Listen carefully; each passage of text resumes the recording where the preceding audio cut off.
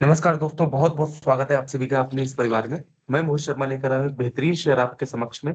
तो दोस्तों बने रहिएगा वीडियो के अंत तक। चलिए शुरू करते हैं और जानते हैं शेयर के बारे में। तो दोस्तों आज की कंपनी का नाम है कावेरी सीड्स कंपनी लिमिटेड। तो दोस्तों कावेरी सीड्स कंपनी ये एक रिसर्च प्रोडक्शन और प्रोसेसिंग मार्केटिंग और हाइब्रिड सीड के मामले में जानी जाती है। मार्केट पोजीशन की अगर हम इनके बात करें तो ये एक लार्जेस्ट सीड्स कंपनी है इंडिया की। और ये अपनी स्ट्रॉन्ग R&D रिसर्च के बाद best quality hybrid Indian crops के सीड्स प्रोवाइड करती है। 125 से ज्यादा हाई क्वालिटी हाइब्रिड और वैरायटी डेवलप करती है वेजिटेबल क्रॉप्स के। और 12 एग्रो क्लाइमेटिक जोन्स के साथ इंडिया में अपने 18 स्टेट के साथ कवर किया हुआ है इसने। दोस्तों प्रोडक्ट पोर्टफोलियो की अगर हम बात करें तो दोस्तों प्रोडक्ट पोर्टफोलियो में इनके वैरायटी ऑफ सीड्स हैं। जैसे टेलर्ड ऑफ मेज भुट्टा हो गया, राइस हो गया, कॉटन हो गया, सनफ्लावर हो गया, मस्टर्ड हो गया, सोरगम हो गया, लेग्यूम्स हो गया, बाजरा हो गया, व्हीट हो गया। और भी बहुत सारे वेजिटेबल के सेगमेंट इनके पास प्रोवाइड है, प्रेजेंस है। और ये प्रोवाइड करते हैं अपने फार्मर्स को जो कि अलग अलग ऑप्शंस के साथ लेते हैं। जैसे टोमेटोज हो गया, ओकरा हो गया, चिलीज हो गया, वाटरमेलन हो गया, गॉड्स और ब्रिंजर हो गया। रेवेन्यू स्प्लिट की अगर हम बात करें तो इनका कॉटन अकाउंट से 35 से 37% का रेवेन्यू आता है टोटल कंपनी का। नॉन कॉटन से जैसे हो गया हाइब्रिड सीड, सिलेक्शन राइस, मेज, वेजिटेबल और अदर जो सीड्स होते हैं इनके, इनका बाकी का रेवेन्यू इससे आता है। बात करें इनके मेज कंट्रीब्यूशन की तो ये इनका हाईएस्ट शेयर है। और ये सबसे ज्यादा बीज इसी के बेचते हैं, सेल करते हैं। और इनका कंट्रीब्यूशन समथिंग माइक्रो न्यूट्रिएंट के साथ 3.5 कंसोलिडेटेड रेवेन्यू के साथ आता है। बात करें एक्सपोर्ट प्रेजेंस की तो एक तरह से ये कहा जाए तो टोटली ये डोमेस्टिक प्रेजेंस में है 98% रेवेन्यू के साथ। बाकी एक्सपोर्ट भी करते हैं ये, जिसमें शामिल है पाकिस्तान, श्रीलंका, बांग्लादेश, वियतनाम और बहुत सारे मिडिल ईस्ट जो देश होते हैं, यूएई, अफ्रीका, नाइजीरिया और बांग्लादेश में इनका मेजर एक्सपोर्ट रेवेन्यू जाता है। मैन्युफैक्चरिंग कैपेबिलिटी अगर हम बात करें तो 18 सीड्स प्रोसेसिंग प्लांट कैपेसिटी इनकी 143 टन पर आवर की है। और ये कोल्ड स्टोरेज की कैपेसिटी इनकी समथिंग 31,000 मेट्रिक टन की है, जिसमें से 10 lakh square feet of state ये अपने वेयर हाउस फैसिलिटी में अकोमोडेट किए हुए हैं 75,000 मेट्रिक टन सीड स्टोरेज के साथ। तो बात करें इनके जनरेटिंग सब्सटेंशियल की आउटपुट की तो 4556 मेट्रिक टन इनका प्रोडक्शन साइकिल है। और डेडिकेटेड कॉटन और डिलेंटिंग कैपेसिटी के साथ 15 मेट्रिक टन पीडी है। डिस्ट्रीब्यूशन नेटवर्क की अगर हम बात करें तो 5,000 से ज्यादा इनके डिस्ट्रीब्यूटर है, 60,000 से ज्यादा इनके रिटेल नेटवर्क है, जो कि ये कवर करते हैं समथिंग 1 लाख ऑर्गेनाइज्ड के साथ, एकड़ के साथ। और मोर देन 65,000 सीड्स प्रोडक्शन इनका ग्रोवर है। और 5,000 से ज्यादा गांव के साथ ये जुड़े हुए हैं। तो बात करें इनके टोटली बिजनेस की तो ये टोटली फार्मर्स के साथ इंडिपेंडेंट बिजनेस करते हैं। और इनका distribution network totally ground level से एकदम विलेजेस के साथ है। R&D कैपेबिलिटी की अगर हम बात करें तो 165 से ज्यादा पर्सनल इनके कंसिस्टेंसी डिलीवर्ड हाइब्रिड है। और 1,000 एकड़ से ज्यादा रिसर्च फार्म हाउस है। और ये अपने R&D में बायोटेक्नोलॉजी प्लांट की मदद लेते हैं। और ये मान के चलिए कि इनका एक्सपेक्टेड रेंज 25 से 30 करोड़ रुपए ईयर ऑन ईयर बेसिस में आता है एक्सपेंडिचर करने में।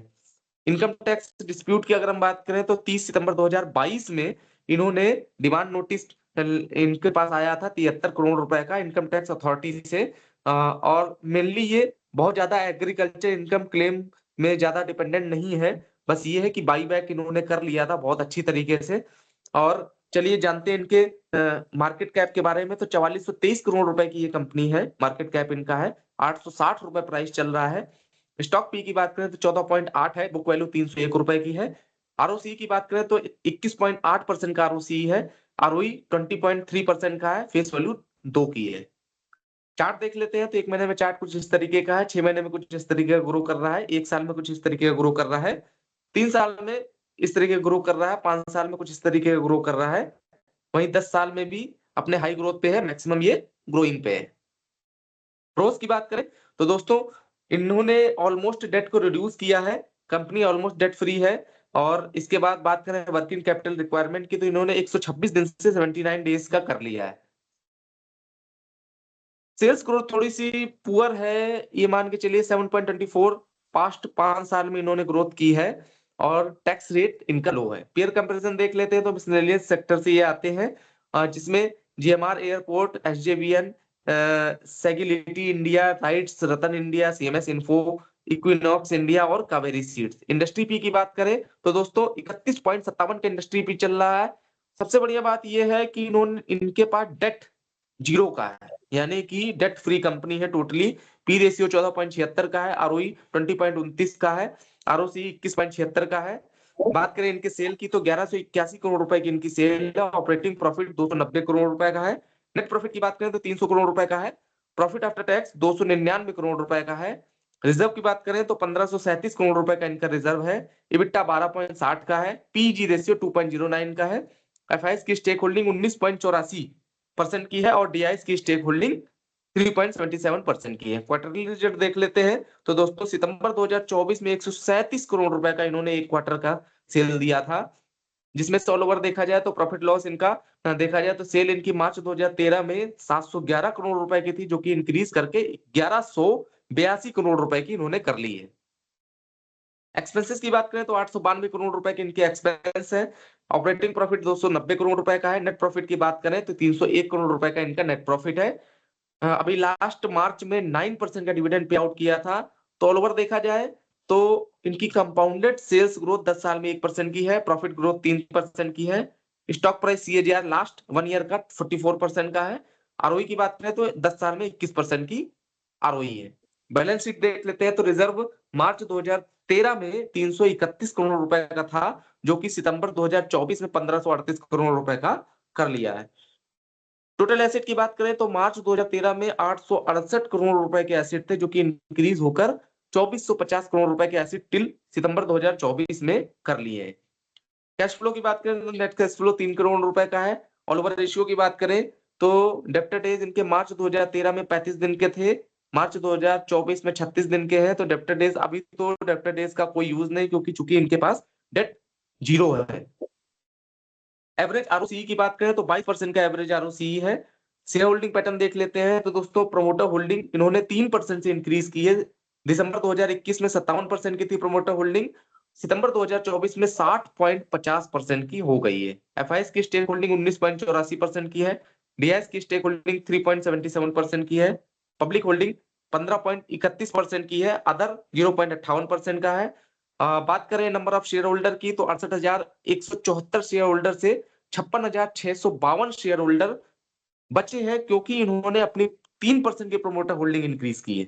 तो दोस्तों मेरे हिसाब से शेयर बहुत ही बेहतरीन है, बहुत ही शानदार है, जबरदस्त शेयर है। अपने सीड्स में हाइब्रिड क्वालिटी के ये वेरियस सीड्स प्रोवाइड कराते हैं। इनका लार्जेस्ट सीड कंपनी है, वन ऑफ दी इंडिया की, और बहुत ही बेहतरीन तरीके से अपने बिजनेस को ग्रो कर रहे हैं। तो मेरी राय यही है कि इस शेयर को, इस कंपनी को आप लॉन्ग टर्म के लिए खरीदें। बहुत ही आपके लिए इन फ्यूचर के लिए फायदेमंद होने वाली है और आपको अच्छा प्रॉफिट दे सकती है। मैं इनको रेटिंग देना चाहूंगा, अगर मैं इनको रेटिंग दूंगा तो 10 में से 9.5 की रेटिंग दूंगा, क्योंकि इस शेयर में बहुत सारी ऐसी खासियत है इस कंपनी में, जो कि ये इन फ्यूचर ग्रोइंग लेवल पर ला सकती है। तो दोस्तों आप अपनी डीप एनालिसिस जरूर करिएगा, सारी चीजें चेक करने के बाद, जरूर सारी चीजों को चेक करने के बाद शेयर को खरीदिए।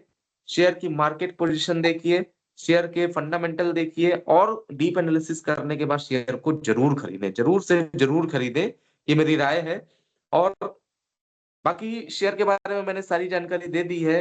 वीडियो के अंत में बस यही कहना चाहेंगे दोस्तों, आज मैं जो बातें बता रहा हूं वो दोस्तों एक लड़की के लिए है। देखिए होता क्या है कि जिन लड़कियों को सास-ससुर के साथ रहना पसंद नहीं है ना, जिन लड़कियों को सास-ससुर के साथ रहना पसंद नहीं है, उनको चाहिए कि वो अपने पतियों की तलाश अनाथालय में करें, क्योंकि खानदानों में वो तलाश उनके लिए बेकार है। तो दोस्तों मेरी यही राय है, जो परिवार की अ, लड़कियाँ हैं और बहुत सारी ऐसी लड़कियाँ जो इच्छा रखती हैं कि मैं अलग रहना पसंद करूँगी, तो उनसे मेरी यही राय है कि कृपया आपसे निवेदन है कि किसी का अपने परिवार को परिवार की तरह समझ के चलिए, जैसे आपका अपना घर है, मायका है, ऐसे अपने ससुराल को भी लेकर चलें। तो बस यही कहना चाहते हैं, ये मेरा एक सजेशन है पर्सनली समाज के लिए कि बहुत सारी ऐसी चीज़ें होती हैं कि कॉम्प्रोमाइज़ करनी पड़ती हैं।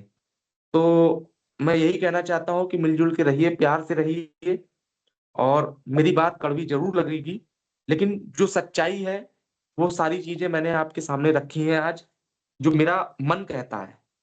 तो बस यही कहना था, फिर मिलेंगे एक नए वीडियो के साथ, एक बेहतरीन शेयर के साथ और अगर वीडियो पसंद आया हो, तो चैनल को सब्सक्राइब ज़रूर करिएगा, लाइक करिएगा, अपने दोस्तों के साथ शेयर ज़रूर करिएगा। आपका एक लाइक, एक सब्सक्राइब मेरे लिए बहुत महत्वपूर्ण है। फिर मिलेंगे एक नए वीडियो के साथ, एक बेहतरीन शेयर के साथ।